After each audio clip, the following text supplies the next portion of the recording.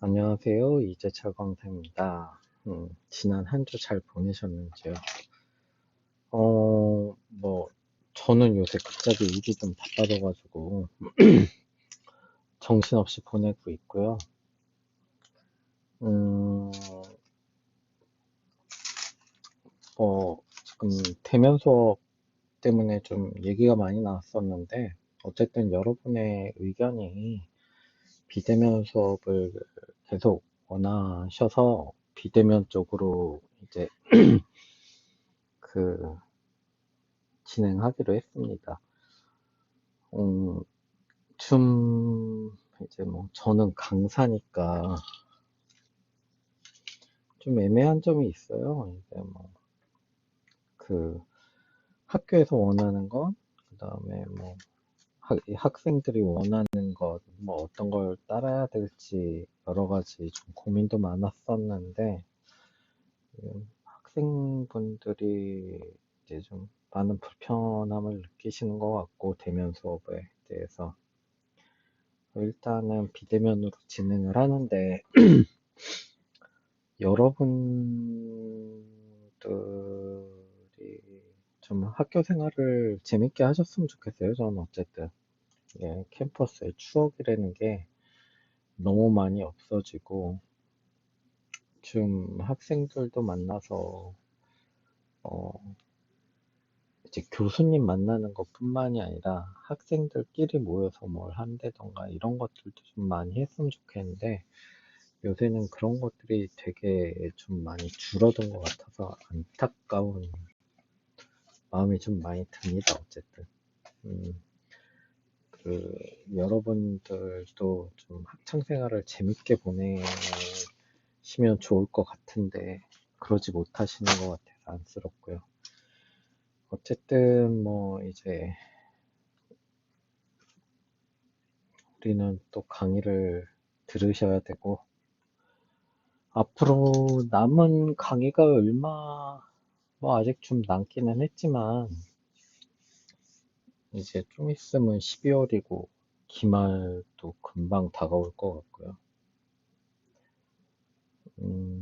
한 학기 동안 여러분의 얼굴을 한 번도 못 봐서 참 안타깝습니다, 저는.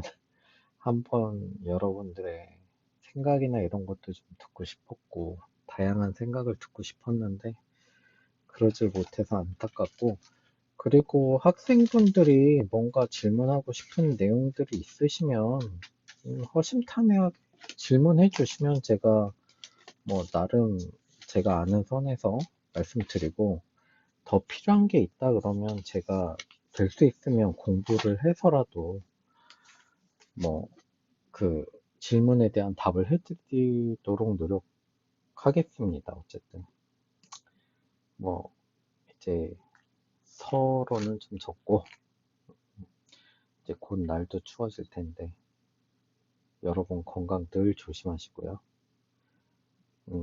그럼 수업 시작해 보도록 하겠습니다. 배웠죠. 도시개발의 집행과 사후관리에 대해서 배웠죠. 개발 사업의 착수, 사업의 추진체는 누구라 그랬죠? 공공, 민간, 이제 공공, 민간, 협력형. 뭐 공공 이제 우리가 처음 도시개발 사업이 시작되고 이런 때는 거의 공공이 하는 것이 대부분이었죠. 그래서 이제 뭐 LH공사나 공사에서 이렇게 그 만들어서 공급을 한 주공 아파트, 잠실이나 뭐 이런 데 주공 아파트 쪽을 거의 대부분 만들었었고, 이제 그러면서 건설 사업이 점점점 이제 발전을 하면서 민간 업체도 조금씩 이제 그 기업의 매출이나 뭐 이런 것들을 늘려나가면서 나라에서 하기는 너무 감당이 안 되니까 어찌 되었건 간에 그 민자에서 좀 이렇게 도움을 주길 바랬었죠. 그래가지고 그 현대나 이런 쪽에서 그 이런 개발 사업에 많이 뛰어들어서 여러 가지 그 아파트나 이런 것들을 점점 대량화하면서 기업의 규모를 키워나가기 시작했습니다. 그 다음에는 이제 그 작은 정부를 실현하면서 민간의 기업의 움직임이 활발하게 이제 쭉 그 발전을 해오면서 지금 이 시대까지 끌어왔고, 그 다음에 공공민간 협력형, 어, 우리가 민간이 어느 정도 세대 이상을 지으면 거기는 임대주택이나 이런 걸 짓게 되게 하겠죠. 그렇기 때문에 그 규제를 좀 피해 가려고 어쨌든 쪼개서 단지를 만들어서 짓습니다. 그런 것들을 보면서 이제 좀 이런 개발 사업을 진행할 때 공공과 민간이 같이 하면서 그 임대 사업이나 이런 것들을 같이 하려고 그러죠. 그래서 요새 그 태능이나 이쪽 개발 사업이나 뭐 강남 재개발 사업도 니네가 원하면 우리가 LH공사나 SH공사 등이 들어가서 같이 개발을 해주겠다 이런 방식을 취하고 있는 것이죠. 요번 정부에서. 그러면서 좀 더 그 공공 부분을 키운다는 얘기가 뭐 녹지 이런 것뿐만이 아니라 임대사업 쪽 이런 거를 좀 더 늘리겠다 이런 분위기로 가고 있는 것이죠. 그 공공주도형 개발 사업은 정부와 지방자치단체, 토지공사, 주택공사 등이 주체가 되겠죠. 이제 공공민간 협력업체 개발 방식은 공공의 장점인 추진력과 민간의 장점인 경영 능력을 결합하는 시도인데 이게 잘 안 되고 있어요. 왜? 서로 간에 이제 그 완력 싸움이 좀 큰 거죠. 우리는 여기다 좀 더 임대 아파트를 늘리고 싶다. 그럼 니네 용적률 늘려줄게.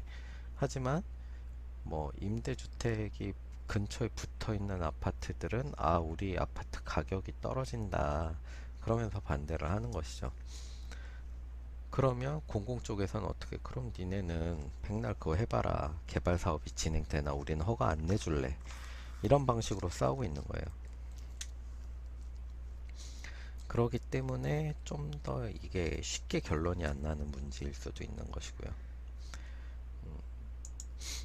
그 다음에 센텀 시피키, 대덕, 테크노밸리 이쪽이 그 이런 방식을 결합을 해서 했었고, 용산도 그런 개발을 하려고 그랬으나 좀 잘 안 됐죠. 그 다음에 민간 주도형 개발 방식은 민간이 중심이 되어 개발하는 사업. 이렇게 되면 어떻게 문제가 생긴다 그랬죠? 아까 말씀드렸듯이 어쨌든 최대 이익을 뽑으려고 항상 노력을 하겠죠. 그렇기 때문에 적당선, 이게 허가받기가 좀 힘들어요. 이런 방식으로 하면 뭐 법적 최고 기준까지 올려서 이제 사업을 진행하려다 보니까 이제 허가하는 쪽에서는 그럼 뭘 좀 더 넣어라 뭐 이런 것들이 다양하게 많이 나오는데 그런 것들을 잘 안 하려고 그러는 것이죠. 도시개발법을 근거로 추진되는 사업을 이제 뭐 그 도시개발 사업의 착수 요 형태를 쉽게 볼 수 있는 것이죠. 우리는. 그래서 제일 중요한 건 주체가 누구냐, 민간, 공공민간 협력형 이렇게 있는데 지금은 대부분 다 민간 주도형, 공공주도 사업은 좀 적죠. 공공주도형은 대부분 택지개발이나 이런 쪽에서 많이 일어나고 있어요. 자, 이제 개발 방식을 보면 수용 방식과 환지 방식이 있고 이 두 개를 같이 하는 방식이 있죠. 수용 방식, 사용 방식은 토지 수용권을 부여하고 토지 상환 채권을 발행해서 시행자나 지정권자를 해서 이주 대책하고 뭐 토지 조성 공급 계획하고 그다음에 분양을 해서 조성 토지 준공 전에 허가를 하는 것이죠. 이렇게 되려면 어떻게 돼요? 초기 비용이 되게 많이 들어가겠죠.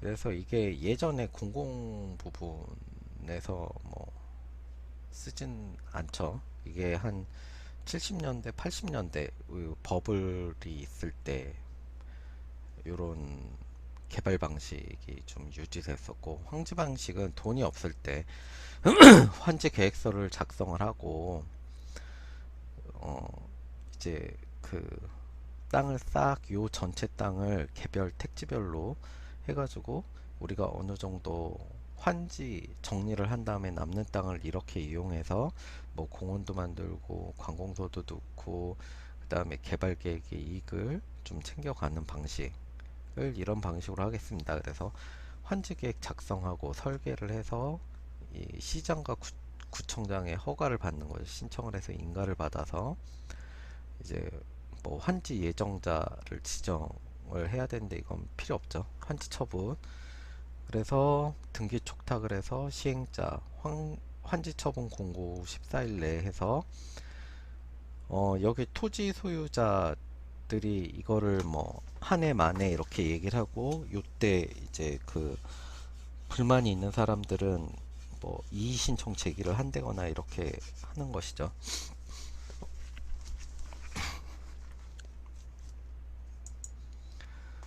그 토지의 확보 다음에 그 아까 얘기했지만 그 환지 방식을 주로 이용한다 그랬죠. 우리는 뭐 여기서 토지 건물 조성서 작성 보상계획 공고 열람 뭐 이렇게 쭉 해서 한 다음에 이제 협의 불성립이 됐을 때가 이제 제일 문제가 되는 거죠.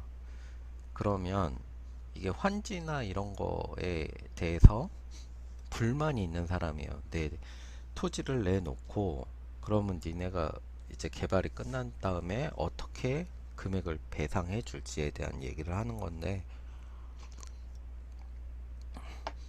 조합에 내 땅을 넘기겠다 쉽게 얘기하면 조합 설립을 해서 이 개발에 동의를 하겠다 말겠다를 얘기하는 것이죠. 근데 여기서 제일 이제 여러분들이 현장 가서 협의하기 위해서 제일 힘든 것들이 있어요. 그래서 우리가 좀 까다롭다고 하는 것들이 있는데, 교회, 이렇게 아파트 단지에 껴있는 교회들 있잖아요. 이런 것들이 보상이나 이런 게 되게 힘들어요. 그 이제 일반적으로 요구하는 금액도 크고 그러기 때문에 뭐 그쪽에서 불성립이 많이 일어나는데, 그러면 이거를 어떻게 할 것이냐에 대해서 이제 고민을 해봐야죠. 그래서 우리는 그걸 수용해야지만 이게 개발이 되면 뭐 어떻게든 수용을 해야 되니까 이제 불성립을 하면 수용 이제 토지위원회 쪽으로 가서 이거를 어떻게 해야 되느냐를 이제 평가를 해서 여기다 통보를 하죠. 그러면 여기에 대해서도 불복을 할 것이냐, 뭐 아니면 계속 좋다 할 것이냐, 뭐 해서 재결 보상금을 청구한다거나 불복할 경우 음, 여기 승복을 하면 공탁 및 소유권 이전, 그 다음에 이의 신청을 받고 평가 재개 결과에서 뭐 요것도 한번 불복, 행정소송까지 가는데 요게 좀 힘든 거죠. 그 행정소송까지 가게 되면 어차피 그 개발 사업이 일시 중지가 되니까 거기에 대해서 좀 문제가 심각해지는 거예요. 그 공익사업을 위한 토지 취득 및 보상에 관한 법률에 의거하여 보상을 하는 것이고요. 이 보상 사업은 그 다음에 토지, 뭐 건축물, 공작물, 과수, 묘목, 농작물, 이게 이주 정착금까지 해서 주거 이전에 관한 사항까지 규정을 하고 있어요. 근데 여기서 문제가 뭐냐, 여러분 신도시나 이런데 개발 계획이 뜨고 이렇게 된 문제가 되는 게 뭐죠? 거기 보면 갑자기 막 그 갑자기 듣도 보도 못한 비닐하우스가 막 쫙 쓰고 그 안에 막 이상한 노무역들이나 이런 걸 다 심어 놓잖아요. 이게 다 보상을 더 받으려고 그런 것들을 하는 것이죠. 그러니까 이런 것들이 좀 이제 체계적으로 돼야 되는데, 우리나라는 좀 급작스럽게 정부의 필요에 따라서 이게 되다 보니 이런 것들이 좀 문제가 많아요. 음, 여러분들이 만약에 공무원이 되거나 무슨 이런 개발 사업을 진행할 때도 조금 한 번씩 생각을 해보면서 하셨으면 좋을 것 같아요. 자, 다음은 인허가에 대해서 우리가 했죠. 음, 허가란 법령에 의해서 금지되어 있는 법을 이제 할 수 있게끔 만들어주는 것이고, 인간은 제3자의 행위를 보충하여 그걸 법률상 효력을 완화시키는 행위죠. 그래서 어느 게 더 어렵죠? 허가가 더 어렵죠. 인간은 조금 더 이 완화된 행위고요. 그 다음에 승인은 국가 또는 지방자치단체의 특정 행위에 대하여 부여하는 동의, 승낙 등 그런 법적인 성격과 인허가가 있고요. 토지 관련 인허가는 토지 발생 사업과 직접 관련하여 있는 택지 개발 사업이나 도시 개발 사업 같은 경우에 하고 있습니다. 그 다음에 사업 관련 인허가는 별도 법을 근거하여 사업 승인 등을 받아야 하는 경우로 주택건설 시 주택법, 관광단지 개발 시에는 관광진흥법에 의해서 승인을 받고 있습니다. 건축 인허가는 건축 행위에 대한 인가 허가로 규모가 큰 경우일 경우 건축 허가와 동시에 사전에 이루어지는 사전 승인과 심의를 포함하고 있고요. 그래서 예로 들었던 게 롯데타워를 예로 들었었죠. L타워.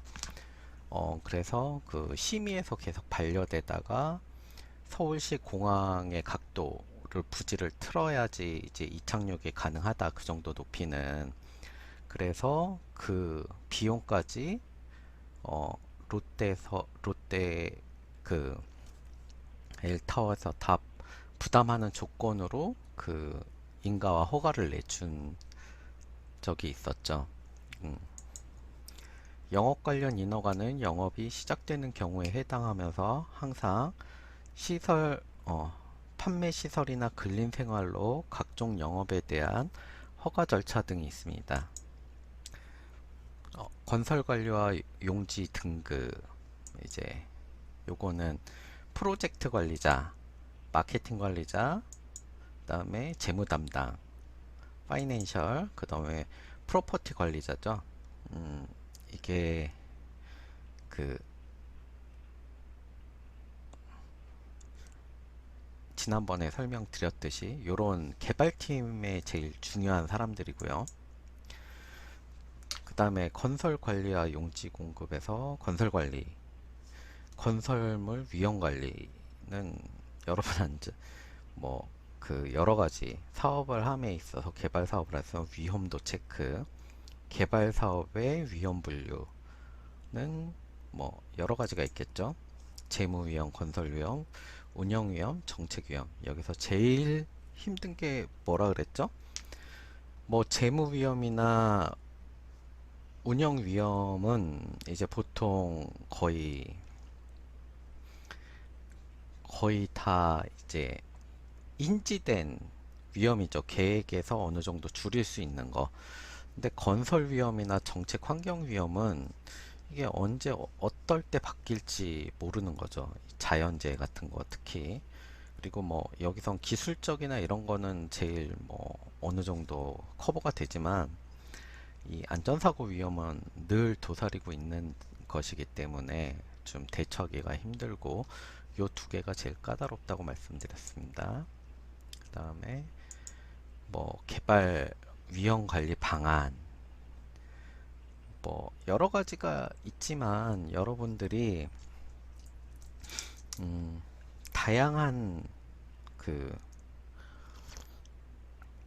공사 관련해서 안전관리라던가 이런 것들을 다 하고 그 전에 사전 계획이나 이런 것들을 하지만 제일 좋은 것은 그날 그날의 뭐 일하는 사람들의 컨디션, 그리고 공사를 함에 있어서 현장 관리, 이런 것들이 제일 중요하다고 보시면 됩니다. 어찌 되었던 간에 음, 그런 것들을 좀 하고 넘어가시는 게 좋아요. 자, 용지 공급. 용지 공급은 재개발 사업에 근거하고 있는 법에 의해 공급 방식의 절차가 규정되어 있죠. 택지 개발 사업의 경우 용지 분양을 위해서 먼저 택지 공급 승인 신청을 하고 건설교통부 장관 택지 공급을 승인 받은 후에 공고 절차를 거쳐 공급을 한다. 이런 거는 대부분 LH공사나 뭐 이런 것들이 하기 때문에 뭐 크게 문제는 안 되고요. 그리고 대규모 단지 이런 것들은 이제 지자체 사업들, 지자체장이 허가를 내주죠. 왜? 건설교통부 장관으로 위임받은 자가 이제 지자체장이기 때문에 택지 공급 방법의 추천, 경제적 입찰, 수의 계약 부분으로는 뭐 가능은 하죠. 근데 수의 계약 부분은 관공서나 뭐 이런 것들, 추천 방법은 국민 건설 용지나 학교, 아까 말씀드렸죠. 학교나 관공서 뭐 이런 거 주택법에 의해 국가나 지방단체가 공급하는 경우 학교, 공공청사, 요 두 가지 같은 경우는 어 그 수의 계약이 가능해요. 왜? 이제 뭐 그렇게 크게 돈이 많이 남는 경우가 아니니까 일괄 분양이고, 인수인계 대상의 공공시설과 협의점 시설에 관해서는 자, 신도시 준공과 함께 공공시설물들 지방 단체에 넘겨지게 되는 것이죠. 행정지자체 공유자산 지침 관리에 의한 것이고, 일반 공공시설은 뭐 도로, 공장 뭐 쭉 있죠. 녹지. 여기서 우리가 지난번에 뉴스에 한번 크게 나왔던 게,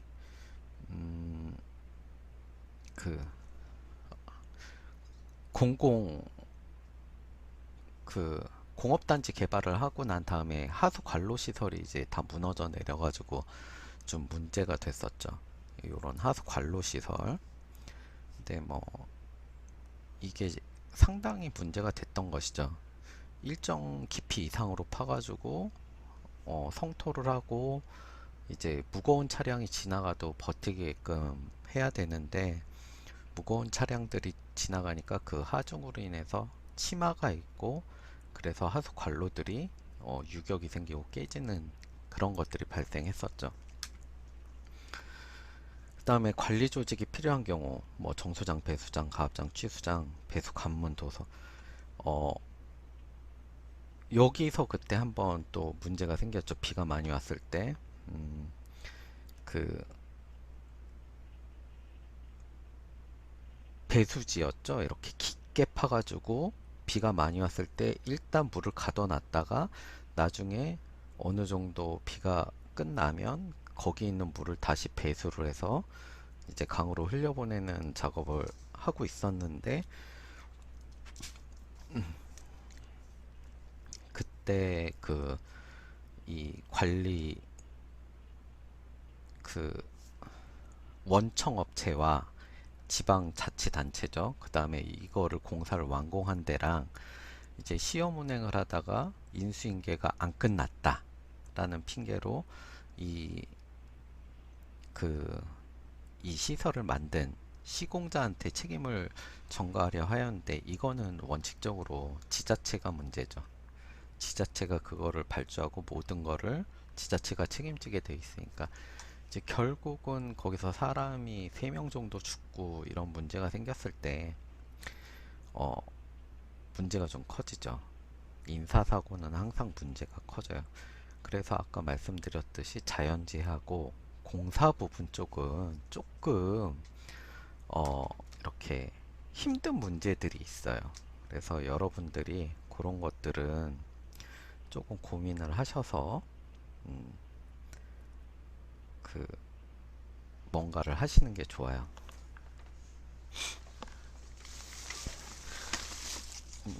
여러분들이 만약 그 지방자치 뭐 그쪽으로 그 공무원이 되셨을 때 이런 책임을 안 지려고 하시는 게 좋을 거예요.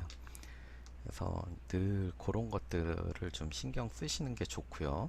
그 다음은 공공시설 인수 인계 방법, 합동점검, 뭐 그거죠. 합동사업 이제 해당 시설 합동점검을 요청해서 그걸 해야 되는 거고, 점검 요청일로 30일 이내 합동점검을 완료하고 결과를 통보해야 되고, 공공시설에 이제 공용 게시하는 경우 관리청이 그 시설에 관리권을 인수하게 되어 있죠. 하자 보수 경우는 합동점검에서 이제 공공시설의 관리 권한, 하자 보수, 유지 보수에 해당하고 관리관청이 담당하는 거고, 비용 부담 또한 이게 완료가 되면 시설물 관리에 소요되는 지방자치단체가 부담하게끔 되어 있죠.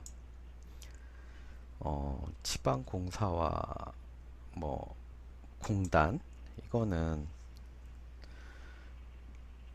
공사는 일종의 회사고 지방공단은 일종의 공공 업무를 대행하는 기관이죠. 약간의 기업과 그 비영리 단체 뭐 이렇게 생각하시면 돼요. 단독 경영이 특징이고 특정 사업을 수탁해서 한정적으로 하는 거고, 여기는 수탁금이고 판매 수익금이고 뭐 이렇게 쭉 나옵니다. 요거는 그냥 한번 읽어보시면 돼요. 자, 9장 지구 단위제 신개발 사업, 지구 단위제 사업의 뭐 도시 시공구 계획에 있어서 일부에 대해서 체계적이고 계획적으로 관리하기 위한 계획을 수립하는 계획이죠. 뭐 시료, 지구 단위 계획이 이제 만기되는 거는 언제냐? 이제 지구 단위 계획 구역 지정을 하고 결정 고시가 끝난 이에 3년 이내, 3년 내. 그 다음에 지구 단위 계획의 결정 고시가 끝나고 5년 내 공사 착수가 안 되면 그 다음 날로부터 실효가 되는 거죠. 그 사업이 없어지는 겁니다. 그 내용이 밑에 있는 거죠. 항상 그날이 아니고 그 다음 날이라는 거 기억해 두시고요. 이게 시험을 보실 때 좀 헷갈리시는 부분이 많아요. 지구 단위 계획에서 지정 대상, 뭐 도시 지역 안에는 용도 지역 지구 도시개발구역, 뭐 정비구역, 택지 개발구역, 산업단지, 대지조성사업구역, 관광특구, 관광단지, 개발제한구역, 도시자원공업구역, 시가와 조정구역, 공원이 해제되는 구역, 이제 녹지나 주거, 상업, 공업지역으로 변경되는 구역. 자, 요번에 보시면 아시지만 어쨌든 태릉 골프장이 군 부대 시설이지만 공원 시설이었죠. 요게 해제되면서 어떻게 주거 지역으로 바뀌게 되는 거죠. 이럴 때 지구 단위 계획이나 이런 것들을 하는 것이죠. 임의적으로. 그 다음에 도시 지역에서는 이게 어떻게 정비구역, 택지개발구역 사업 완료 후 10년 이내 재난지역, 시가와 조정구역 또는 공원 내 해제되는 지역으로 면적 30만 제곱미터 이상인 지역, 녹지지역에서 주거상업지역, 공업지역으로 변경되는 지역, 이렇게 하시면 되고요. 30만 제곱미터 요런 게 이제 시험에 잘 나와요. 10년이 지난 지역 요런 거. 자, 지구 단위 계획에서 지정 대상, 도시 지역 이외 지역은 어떻게 되냐?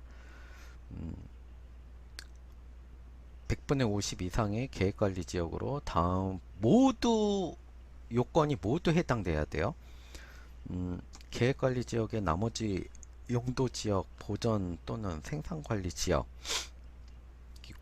면적 요건은 아파트 또는 연립주택 건설 포함 30만 제곱미터 이상이 돼야 되고, 기반시설 요건으로는 도시 수도 등 기반시설 공급할 수 있는 지역, 그 다음에 자연환경 요건은 자연환경, 경관 등을 해치지 않고 문화재 훼손 우려가 없는 지역.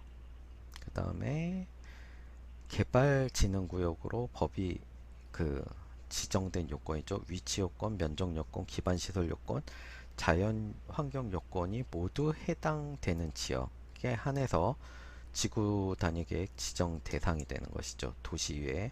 그 다음에 용도지구를 폐지하고 그 용도지구에서 행위 제한 등이 지구 단위 계획으로 대체하려 하는 지역. 요 지역은 이제 조금 애매해요. 그래서 잘 이제 도시 지역 내에서 많이 하려고 그러고 도시 지역 외에선 이런 걸 잘 안 하려고 그러죠. 그 다음에 지구 단위 계획 내용은 봅시다. 어떤 내용이 있을까요? 다음 사항 중 3호 및 5호가 항상 포함돼야 된다. 이렇게 되면 어떻게 되죠? 3호와 5호는 항상 사지나 오지선다형의 답이 항상 껴 있어야 된다죠. 대통령령으로 전하는 기반시설의 배치 규모, 건축물 용도 제한, 건축물 용도 건폐율 용적률, 건축물 높이, 최고 최저 한도가 있고요.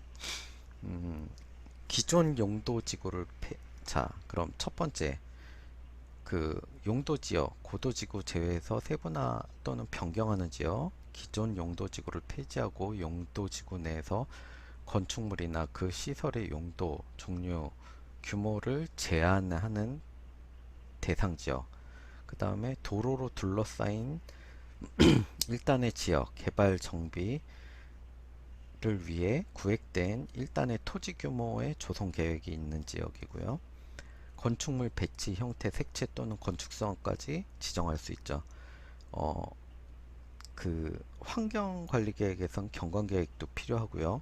교통처리계획 이것들을 하기 위해서 우리가 뭘 하죠? 그 경관 분석하고 교통 분석을 하고 그 다음에 뭐 기타 등등 나머지를 또 할 수 있겠죠. 시험에 제일 잘 나오는 것은 지구 단위 계획 구역 안에서 그 개호기에 맞게 건축물, 건축, 공작물 및 용도 변경을 하여야 한다. 위반 시 2년 이하의 징역 또는 2천만 원 이하의 벌금을 물게 된다. 이게 시험에 좀 잘 나옵니다. 자, 지구 단위 계획에서는 완화 수립 조건이 있어요. 그건 어떻게 되냐? 국토계획법에서 건축물 제한, 건폐율 제한이 있고 건축법에서는 대지안의 적용, 대지와 도로와의 관계, 건축물의 높이 제한, 일조권 확보는 높이 제한, 공개공지 등이 있고 부설주차장, 부설주차장 계획서가 있습니다. 지구 단위 계획 수립 기준에서 지구 단위 계획 수립 기준은 국토교통부 장관이 정하죠. 대신 이거를 위임한 데가 뭐 보통 그 이 도시계획위원회 쪽에 가서 많이 위임돼서 거기서 한번 회의를 거쳐가지고 몇 번의 회의를 걸쳐서 이게 되냐 안 되냐를 하고 이제 거기에서 나온 내용을 가지고 지구 단위 계획을 하는 거죠. 역세권 개발. 여러분들이 아시다시피 역세권 개발은 역사로부터 교통수단에 의존하지 않고 보도에 의해서 10분, 15분 내에 도달할 수 있는 지역이고요. 역사, 여기서 역사라는 거는 뭐 지하철역 이런 거예요. 작은 지역을 이룰 수 있는 공간. 도시민들의 역세권을 중심으로 편의 서비스를 제공하기 위해서 충분한 공간이 필요하죠. 도시 간의 독자적인 문화를 발달할 수 있고요.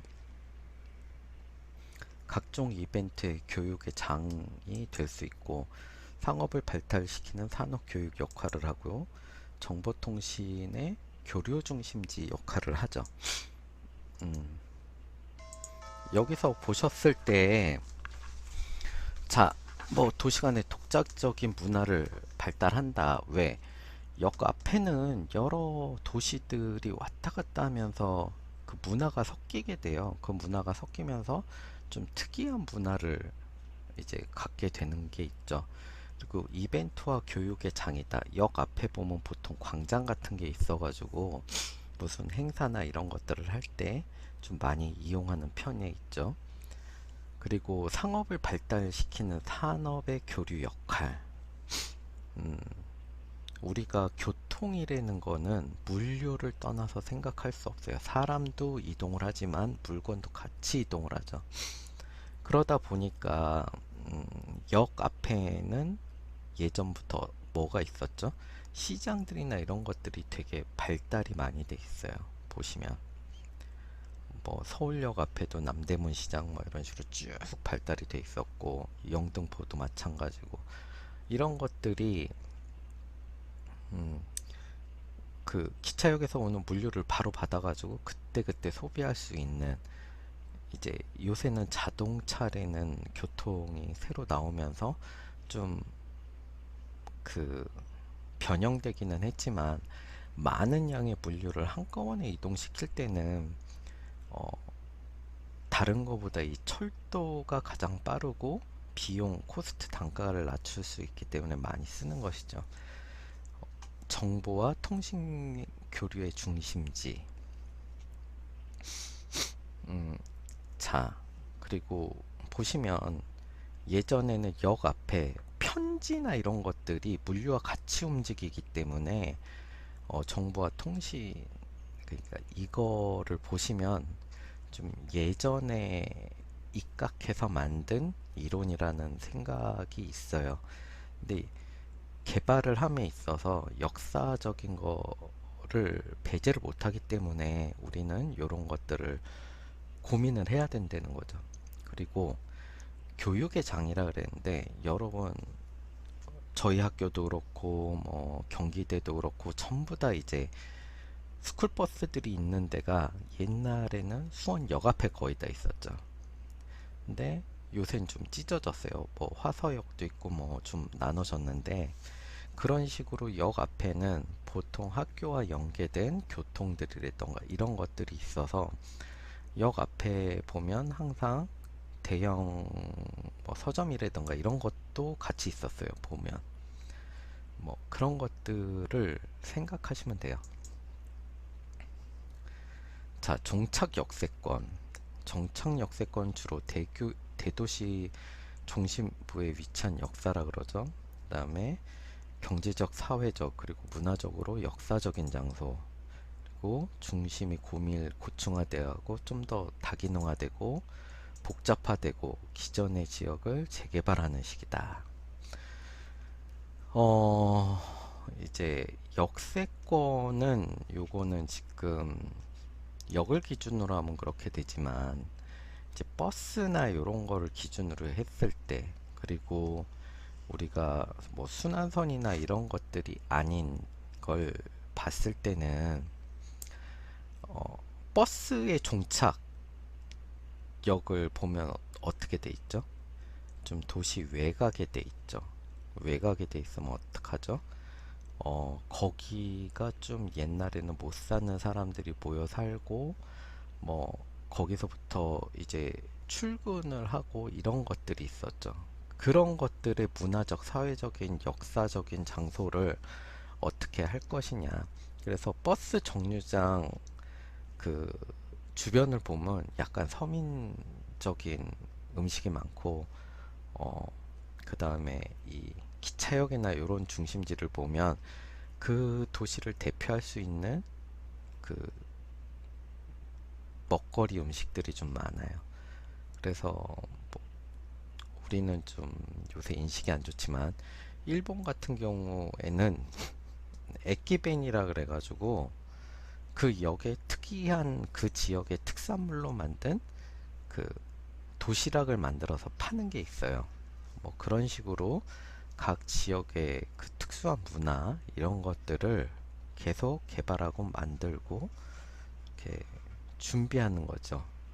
그 역세권 개발을 할 때. 환승역세권, 열차 주변이 노선이 교차하는 것이죠.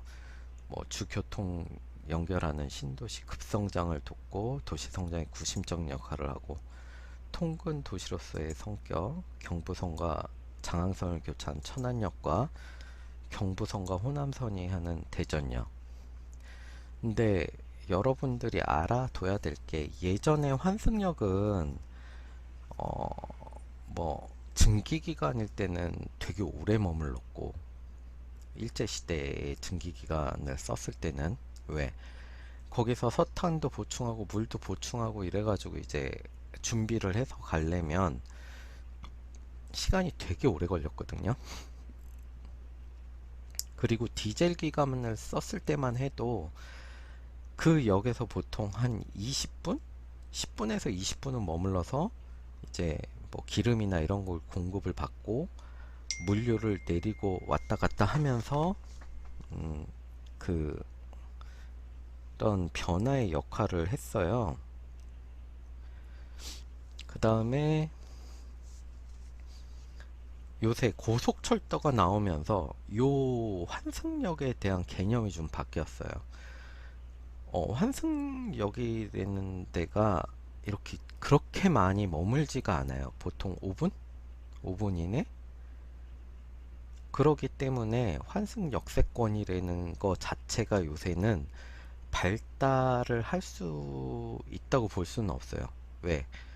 그냥 스치듯이 지나가 버리기 때문에 그 역 안으로 뭔가 물류를 가져들어서 판매를 하거나 특이한 것들, 옛날에 그 대전역 하면 그 가락국수가 되게 유명했죠. 내려서 가락국수를 먹고 뛰어 올라가도 시간이 됐다라고 하는데, 요새는 5분인데 가락국수가 데펴지면 이제 떠나겠죠.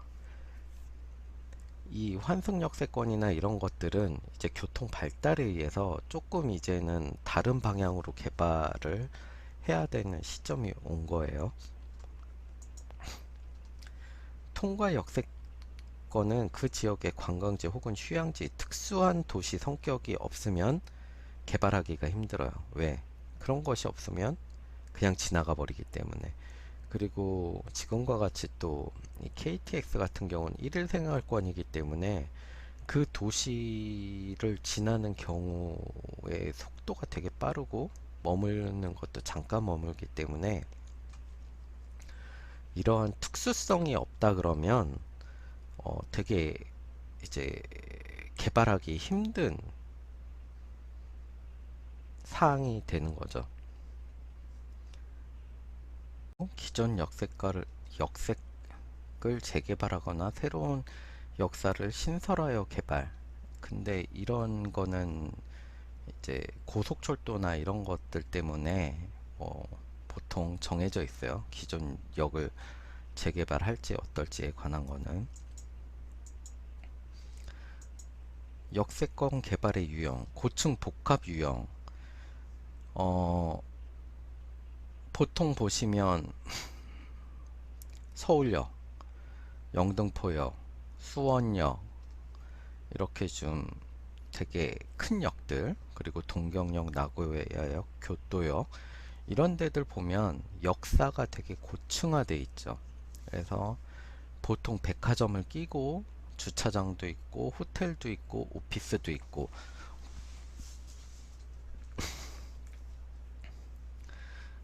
다양한 것들이 있죠. 그 다음에 보시면 그리고 안양역 같은 경우도 보면 롯데백화점 들어가 있고 거기 롯데시네마 들어가 있고 골프 클럽도 들어가 있고, 그 다음에 또 뭐 들어가 있죠? 오피스 상업시설도 좀 들어가 있죠. 이런 식으로 다 이제 다양화해지는 것들이 있어요. 그리고 그 주변에서 필요로 하는 내용들이 되게 많이 들어가게 되죠. 서울역 같은 경우도 롯데마트 들어가 있죠. 그다음에 서울역 있죠. 그 옆에 보면 오피스 빌딩 있죠. 그 다음에 KTX 노선, 공항선 뭐 이렇게 여러 가지가 되면서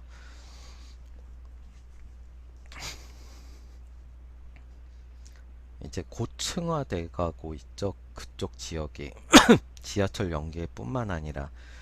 그래서 역 바깥으로 나가는 일이 좀 대부분 없어졌어요. 옛날에는 여기에 들리면 그 바깥에 주변을 나가서 좀 여러 가지 뭔가를 바라보고 먹거리도 먹고 이제 좀 발달을 하게 됐었는데, 요새 같은 경우에는 거의 그런 게 역 안에서 모든 게 일어나게 되는 것이죠. 우리나라 같은 경우는 대부분 대형 단일 건물형을 많이 사용하고 있고요. 그 다음에 그 재개발형 같은 경우는 이게 서울역 같은 경우도 구청사를 좀 박물관 형태로 놔두고 그 옆에 건물들을 새로 신축 고층화 시키면서 개발을 했었죠. 뭐 그런 경우가 많아요. 뭐 관청주도, 민간주도 역할, 역사와 유기적으로 연결을 할 수 있는 것들, 어 그런 것들이 있으면 좀 거기에 많이 좀 하려 그러죠. 근데 우리나라에는 이게 좀 많이 없는 것 같아요. 가와사키역, 오미가역, 치바역 정도.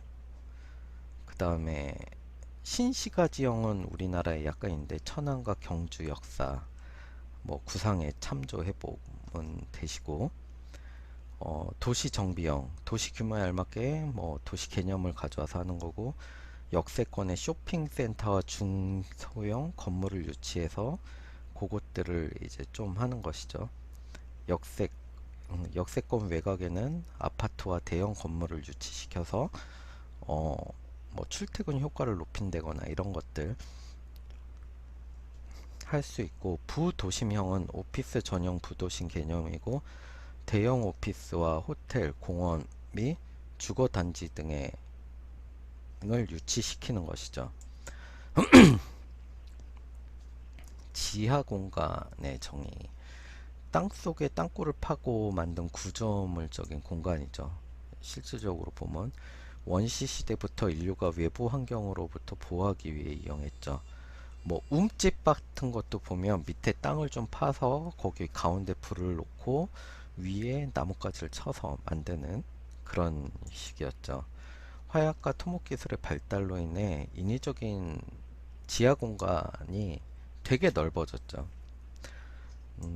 그 다음에 과거의 지하 공간은 저장 및 통로 역할을 했다 그러면, 요새의 현대 토지는 어떻게? 그 밑에 상가도 있고 모든 것들이 있죠. 예를 들면 수원역을 기준으로 보시면, 수원역 밑에 그 광장 도로 들어가는 쭉 라인을 따라서 보시면 가게들이 되게 많죠. 그리고 위에는 횡단보도를 적게 만들고 대부분 지하 통로로 해서 이렇게 건너갈 수뿐이 없게 만들었어요. 제일 빠른 방법으로 건너갈 수 있게 만들면서 그 도로를 이용함으로써 그 밑에 지하 공간의 활용성을 좀 더 극대화시킨 것이죠.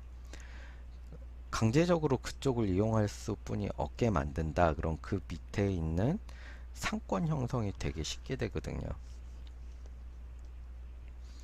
그래서 그 위에 횡단보도를 만드는 거를 그 지하상가 쪽은 되게 반대를 하는 것이죠. 그 이제 지하 공간의 분류, 굴착 공간, 엉개 공간, 개착 공간이 있는 거. 안반층을 굴착해서 조성한 거고, 엉개 여기는 지표를 파내서 다시 덮은 거죠. 그 다음에 용도는 주거, 단독 연립, 뭐 비주거, 종교, 레저, 공공사업, 창고, 뭐 이런 것들이 있죠. 뭐 단독이나 연립 보면 반지하 이런 거 있잖아요. 뭐 그런 것도 있고, 비주거 지역은 뭐 제일 많이 쓰는 건 창고죠. 농업 형태. 그 뭐 마늘이나 이런 거, 양파, 저장은 전부 다 땅을 파서 땅에 토굴로 해서 이제 보관을 하기 때문에 그렇게 하죠. 뭐 기관시설, 뭐 폐기물 처리 이런 것들도 다 하고, 군사시설, 우리가 뭐 폭격이나 이런 걸 대비하기 위해 가지고 지하 공간을 파서 만드는 거죠. 심도는 저심도 3m에서 30m, 중심도는 30에서 70, 대심도는 70에서 100m. 목적은 건축 면적의 확대, 공간 확대, 열 손실 감소 뭐 쭉 다 있어요. 근데 좋은 게 있으면 단점도 있죠. 어, 열 손실이 감소하는 대신에 습기가 많이 차고 지하 공간을 깊게 파면 팔수록 개발비가 많이 들어요. 그다음에 그 주변에 압력으로 인해 가지고 비가 많이 온다던가 그러면 이 지하 공간으로 물이 침투하거나 이런 것들도 많이 문제가 될 수 있고, 유인 공간, 무인 공간, 선적 공간, 면적 공간이 있어요. 요거는 그냥 한번 읽어보시면 아 이런 거구나라고 생각을 하실 수 있는 것들이고요. 자, 자연적 배경에 보면 안정적인 화감함과 편마함 지역을 선호하죠. 왜? 그래야 안 무너지니까. 그리고 사회 환경과 이제 사회적 배경은 도시개발 공간이 수요가 증가하고 도시 기능 개선 사업의 압력, 환경 보전 이런 것들이 있죠. 자, 뭐 우리가 역세권을 개발을 한다. 그러면 그 앞에 도로도 있고 뭐 이런 여러 가지 시설도 물들이 있는데 솔직히 얘기하면 거기다 주거 공간을 얻기는 쉽지가 않아요. 왜 그러냐? 이 철도가 오가면서 진동이 좀 심하기 때문에 어느 정도 고층 이상이 안 된 그 진동이 계속 전달이 돼가지고 사람이 잘 때 이 그런 것들을 느끼거든요. 조용하고 가만히 있어야 될 장소에서는. 그런 것들을 이제 고민을 하면 거기는 어떤 방식으로 써야 될지에 대한 고민들이 나오는 것이죠. 자, 보면 기후적 제약의 극복, 한진 그 북극이나 이런 데는 어떻게? 거기다 땅을 파야지만 우리가 살 수 있겠죠. 보차 분리, 지하상가, 지하보도, 우리는 요걸 제일 많이 사용하고 있고요.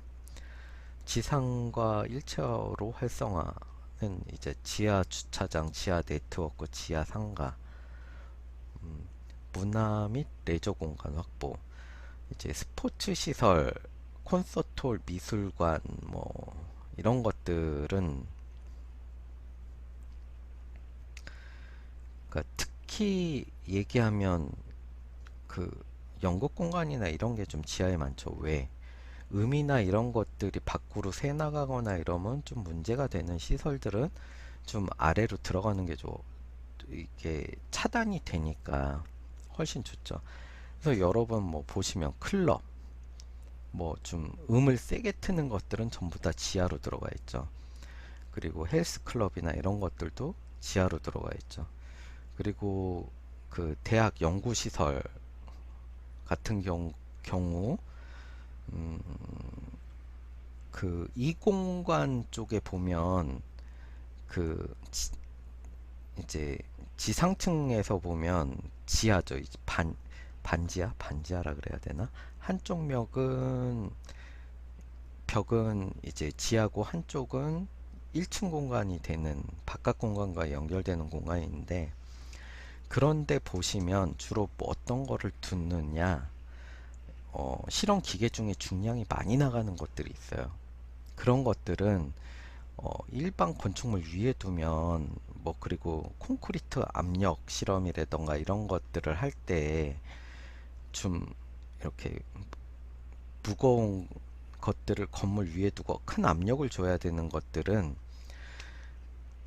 문제가 되는 거죠. 건축물의 이 치마나 이런 것들보다 이 강도의 건축물의 강도의 문제를 주기 때문에 그런 것들은 될 수 있으면 지하로 많이 두는 경우가 있거든요. 안전을 위해서. 그 다음에 뭐 기관 시설의 지요. 이거는 우리나라는 지금 뭐 거의 없는데 미국 같은 경우는 하수도 공동구 이 지하 전선 이런 것들이 어마어마하게 크게 돼서 영화 보시면 뭐 터미네이터나 이런 영화 보시면 아시다시피 거기는 뭐 하수도가 지금 어마어마하게 크죠. 그래서 그거를 전부 다 해서 밖으로 빼낼 수 있는 공간을 만들고, 그 다음에 전선도 뭐 한쪽에는 뭐 전기 공급선, 한쪽에는 통신선, 뭐 이런 식으로 1, 2, 3층을 양쪽으로 쫙 나눠 가지고 밑으로 관로 시설을 만들어서 쭉 지나가게끔 만들어 놓고 있어요. 음, 그런 식으로 하면 나중에 시설이 망가지거나 보수 공사를 할 때 되게 편하게 할 수 있거든요. 그런 것들, 그 다음에 뭐 이게 지하의 장점을 극대화할 수 있는 거, 냉동시설, 냉장시설, 공장 같은 경우는 이 소음이나 이런 것들 발생을 막는 것이고, 냉장시설이나 냉동시설 같은 경우는 연료비가 훨씬 적게 들어요. 왜? 같은 그 전기를 써가지고 냉동이나 냉장 시간을 되게 오래 지속할 수 있기 때문에 좀 더 경제적으로 쓸 수 있다는 것이죠.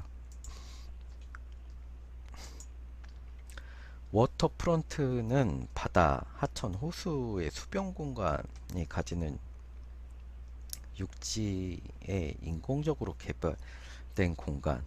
우리가 이렇게 농담 삼아 얘기하는 게 있죠. 산 좋고 물 좋으면 정자를 만들고, 정자를 만들어 놓으면 앞에다 뭐 물길을 끌어오던가, 그 뒤에 흙을 파서 나무를, 그 산을 만들던가, 뭐 이런 농담이 있는데, 그 아주 옛날부터 이런 건 되게 많았어요. 신라의 포석정 이런 데 가보면 인공적으로 물을 끌어들여 가지고 물을 흐르게 해 가지고 만들었죠.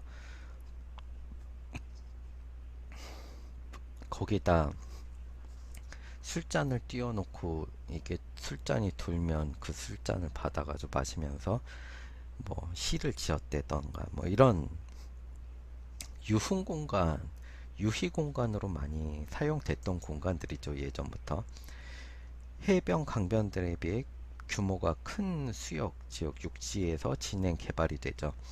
일산에 보면 호수공원, 판교도 호수공원이 있죠. 이런 식으로 좀 그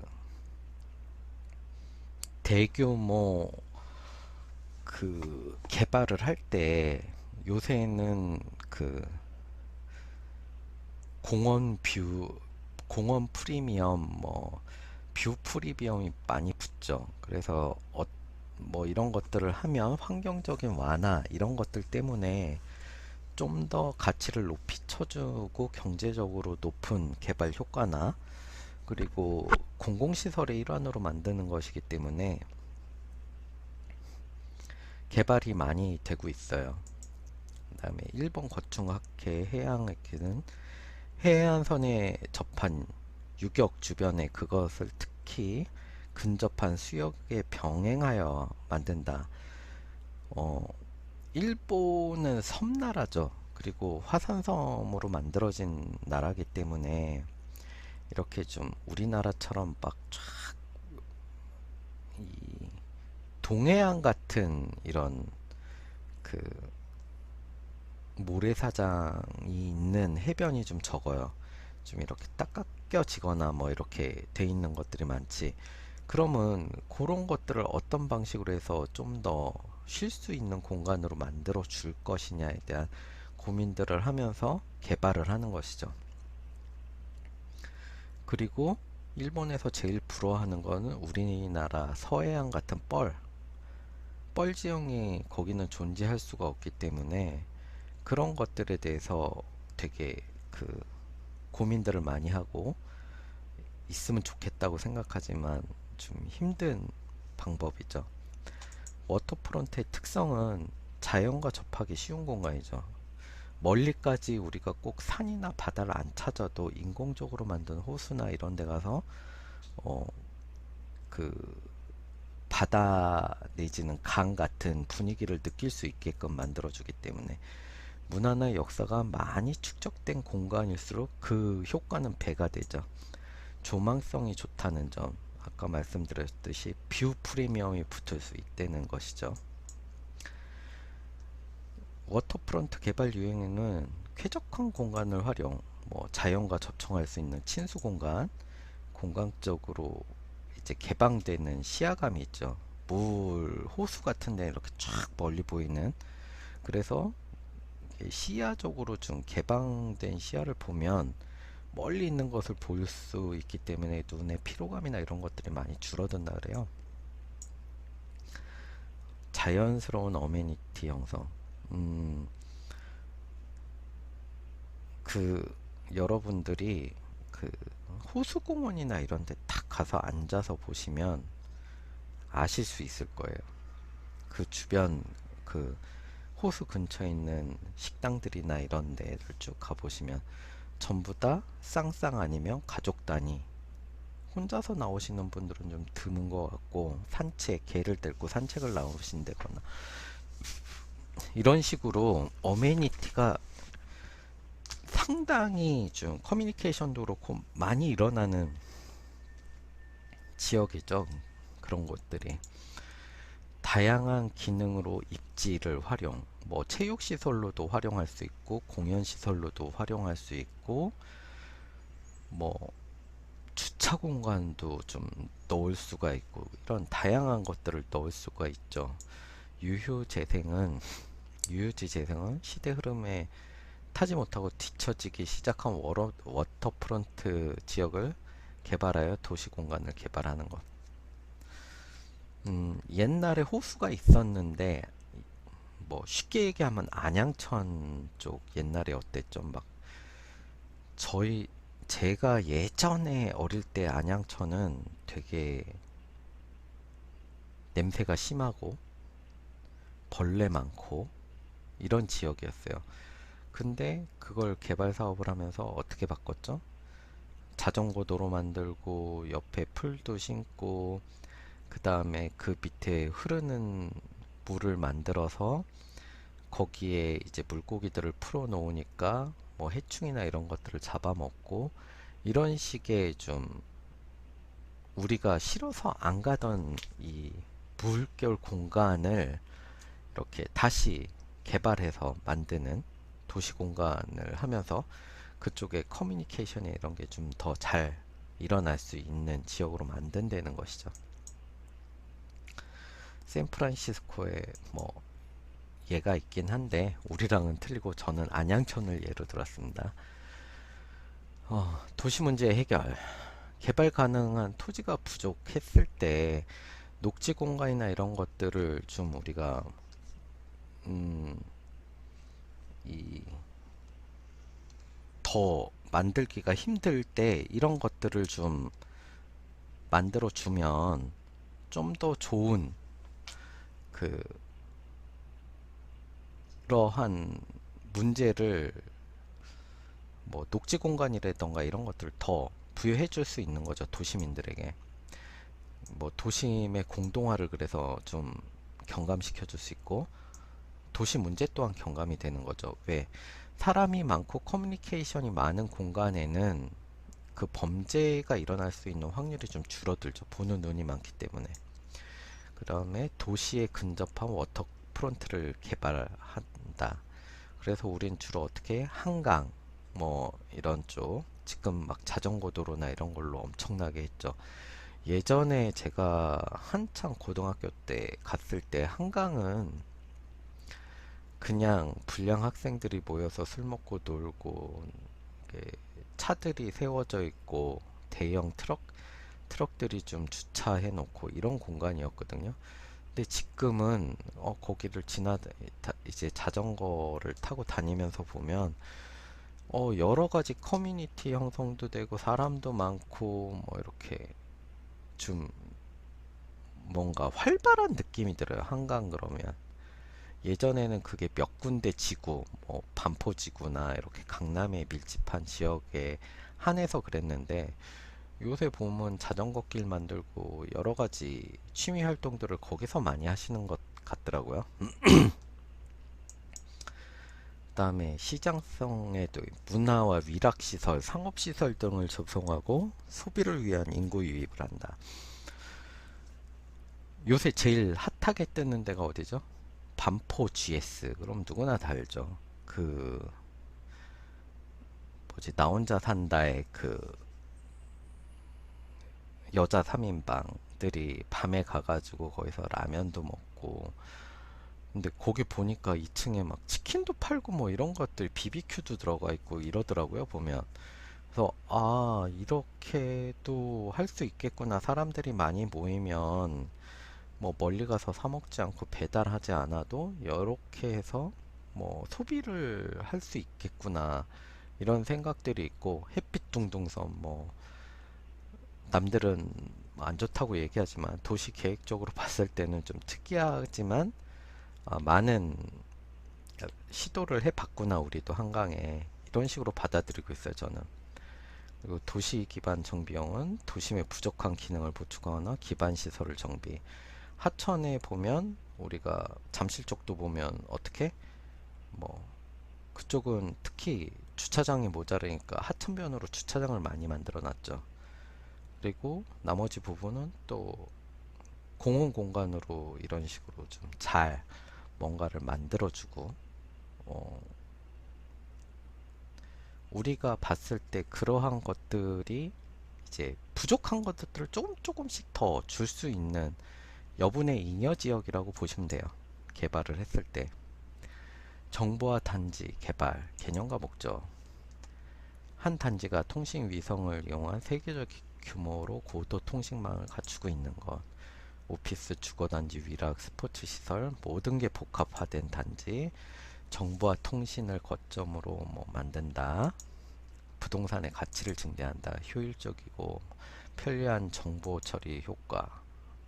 정보 유통이나 판매 등에 관한 부분을 강화한다. 이렇게 만든 게 어디죠? 우리가?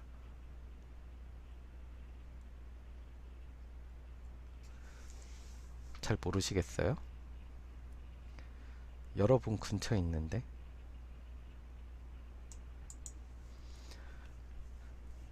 정말 기억이 안 나세요? 광교 신도시가 이런 정보화 단지나 이런 거를 거점으로 만들겠다고 광교 신도시를 개발한 것이거든요. 우리 주변에 보면 이런 것들이 이제 많이 나와 있긴 하지만, 그렇게 이게 우리가 특화됐다고 느껴지지는 못할 것 같아요. 그 다음에 개발 유형, 통신시설 복합단지형, 기능분산형. 보시면 아시겠지만, 뭐, 뉴욕, 뉴저지, 텔레포트, 뭐, 요런 것들이 있고, 음, 복합단지형을 저희는 대부분 그 많이 쓰는 것 같아요. 통신 이제 부동산 개발을 접목시킨 해서 텔레포트 동종 또는 전문화된 분야의 유사한 시설을 통신 시설과 함께 구축하여 된 형태 연구단지 지형 뭐 그래서 광교 쪽이 복합단지형이라 그래서 정보화 단지 기능을 넣어서 만든 그 단지고요. 기능 분산형 뭐 이런 것들도 있고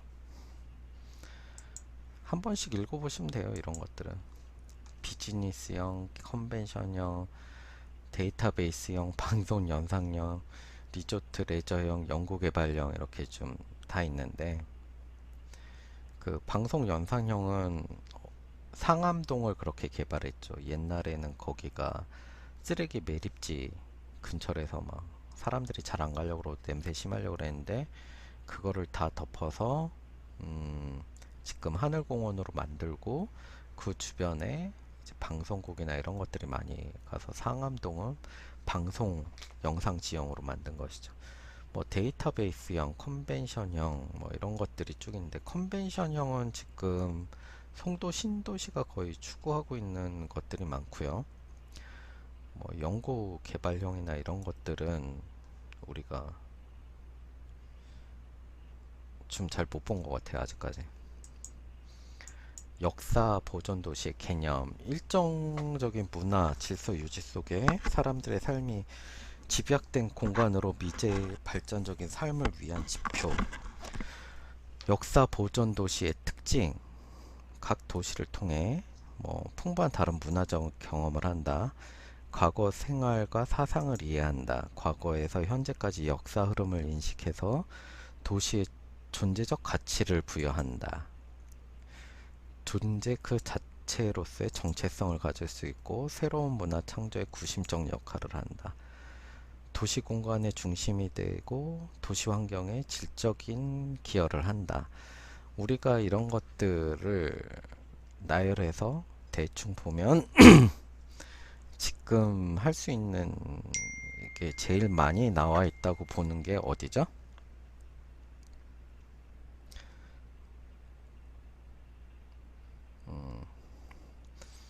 화성 행궁, 수원 내에서 안에서 그렇게 역사를 보존하고 거기서 또 뭐 이러한 문화적인 뭔가 행사들이나 이런 것들을 많이 하려고 그러는 공간이 있죠.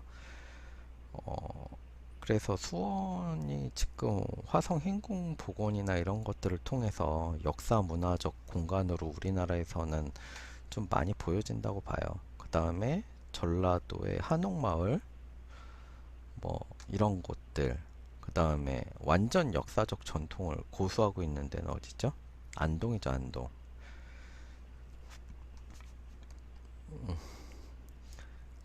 거기는 개발이 아니라 그 자체가 있으면서 그 주변으로 안동 고등어나 그 양반들이 먹던 먹거리 음식들이 좀 이렇게 밖으로 흘러나와 가지고 하나의 문화를 형성해서 그걸로 관광도시화되는 그런 개념을 가지고 있는 것이죠. 아이덴티티가 확고하고 도시 기반의 원천을 가진다. 뭐 도시의 다양성 부여, 역사성 부여 이런 것들이 다 있지만 이거는 기본적으로 다 좋아요.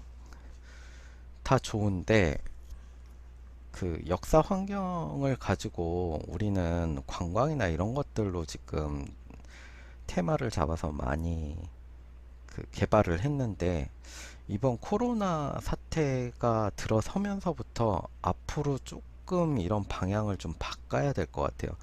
이 세계적인 대규모적인 그 이런 전염병이 문제가 될 줄은 몰랐거든요. 그럼 관광이나 이 모든 시설 개발들이 셧다운되는 사태가 벌어지고 있어요, 지금. 그러면 우리가 역사 보존 개발을 할 때 과연 그것만으로 유지가 될 수 있겠느냐에 대한 고민을 한 번쯤은 해봐야 되는 시점이 온 것 같아요. 제 생각에는. 그 다음에 역사 보존 도시에는 제일 중요한 거, 문화재 보존, 민족문화 계승하고 목적이 있고, 그리고 문화재 청정원 보존 관리에 의한 기본 계획을 수립해서 시도지사에게 통보해야 되고, 시도지사는 이에 따른 세부 계획 수립을 해야 되죠. 문화재 보호법에 의해서 다 관리가 돼요. 박물관, 미술관 진흥법에 의해서 이러이러한 것들이 있고, 그 이제 역사 보존 도시에 대한 제도적 사료 수집 및 보존 등에 관한 법률, 각종 사료를 수집 보존 편찬 발간해야 되고, 사찰 보존법에 의해서 민족 이 사찰은 우리가 뭐 지금 우리 학교는 기독교 학교지만 어쨌든 간에 뭐 역사적으로 보면 우리는 불교, 유교 이게 문제 이제 전통이었기 때문에 법이 이렇게 존재를 하는 거죠. 그다음에 고도에 관한 특별법, 고도라는 거는 옛고자예요.